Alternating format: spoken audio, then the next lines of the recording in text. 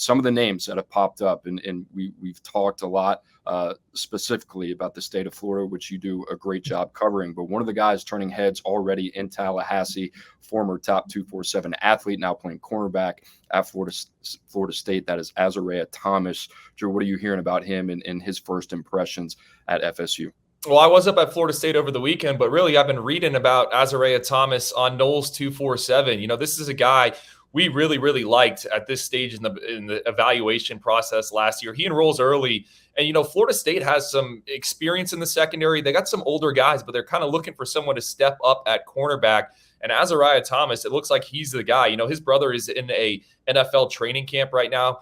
His brother played for Georgia Tech, so we knew he had it in the bloodlines. But we like the profile on Azariah Thomas. I've always said his wide receiver tape, I think it might have been the best in the state, or you can make a case that it was the best in the state. So he was getting two-way snaps there in high school. Florida State gets him late. And, when they lost Travis Hunter, I kept bringing up the fact that getting Azariah Thomas was a big deal because he was a guy that I thought could play early. So not surprised that he's starting as a freshman or has a chance to start as a freshman. Cooper, I wanted to ask you, you've been on the personnel side, right? When these kids get into camp, are you anticipating them playing early, or how much of a surprise could it be for someone that used to work in a recruiting department that all of a sudden you got a freshman that's ready to go? I think we'll talk about this a little bit more, but you see the reasoning behind why a lot of these coaching staffs want to get their players and their signees enrolled early. And I think not only from a physical development standpoint, but I think from a mental development standpoint as well. I think those mental reps and being able to apply that in live action is certainly critical. So I think we've seen that with Azariah Thomas. And this was a guy who was a three-phase player. We didn't know where he was really going to play in the secondary. We thought more of safety. Now he's playing corner. But, the more that you can do, I think that showed Azariah Thomas. We knew he was a football player first, so not surprised to hear his name. But, Drew, let's turn our attention now to another guy that not many expected to hear his name, but that is former three-star receiver from Clay Chalkfield in Alabama. That is Squirrel White for the Tennessee Volunteers. This is a guy that is turning a lot of heads in Knoxville. Drew, what are you hearing on him? I'm not hearing it. I'm reading it, right? Squirrel White, Josh Heupel, I think Alex Golesh, the offensive coordinator at Tennessee. You go, it's a Vols 247. You go and read that site. They have a glowing story about Squirrel White and his speed, 10.68 in the 100-meter dash. I know you're going to get into that when we talk a little bit scouting, but look, Tennessee lost some playmakers on the perimeter there in the slot, and it sounds like Squirrel White, great name, by the way, is going to have a chance to potentially play as a true freshman. I think that's a pleasant surprise for the Volunteers. When I looked at the receiver class, there was some other guys that I thought maybe had a chance to play early, but it's Squirrel White. And I'll tell you, Cooper, I looked this up. Where did that nickname come from? Well, I guess Squirrel it comes from the fact that his grandmother used to have a tomato garden, and when Squirrel was a baby, Grandma was holding Squirrel, and a squirrel was actually eating tomatoes in the garden. And I think he squirmed or something like that, and that's the name. So Squirrel White, I think you're going to be hearing that name a lot this fall. Where in the heck do you find these things? I want to know. Andrew's always coming up with stuff just out of space. But, going back to him, we're kind of talking in Drew. He was in my area in the state of Alabama, and it's pretty interesting. But a 10.68, 100-meter guy, typically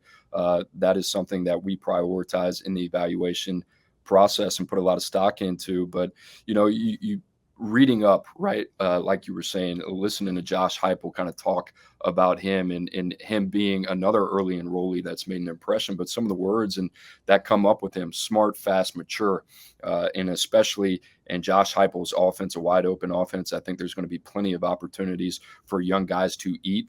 Hendon Hooker, the quarterback there in Knoxville, has talked a lot about that.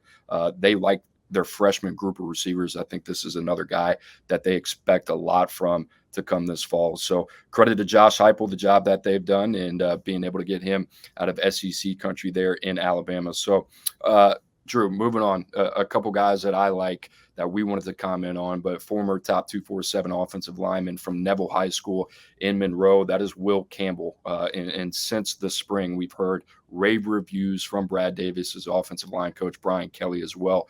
But this looks like a guy that's going to start at left tackle. And actually, talking to some people here in Nashville yesterday, they love Will Campbell. And this certainly seems like he's going to be the guy at left tackle. And how often do you see that for a player to come in that is mentally and physically ready to play in the SEC and start day one? So another guy to watch there as well. But Drew, you know a little bit more about this guy, top 247 cornerback Toriano Pride, and a guy that we really loved throughout the evaluation process. But he's got a chance to really make an impact at Clemson. I think they've talked about him maybe seeing the field a little bit earlier as a nickel. But what do you like about him?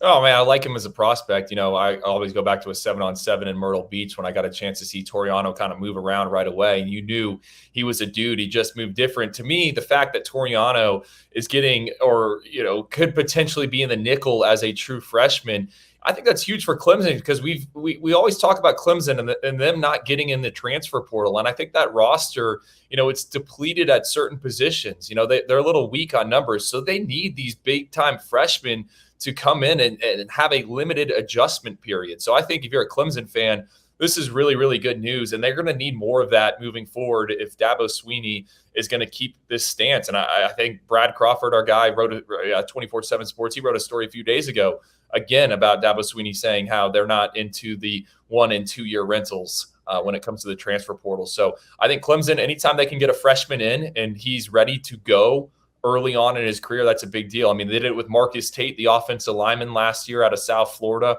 You know, went through some growing pains on that offensive line and looks like he's going to be, you know, one of the better players for them this upcoming fall on offense. We're not done with Clemson. Make sure you stick around on them. Cade Klubnik, a lot of talk there in terms of players that could have a potential impact in year one at the quarterback spot as a true freshman.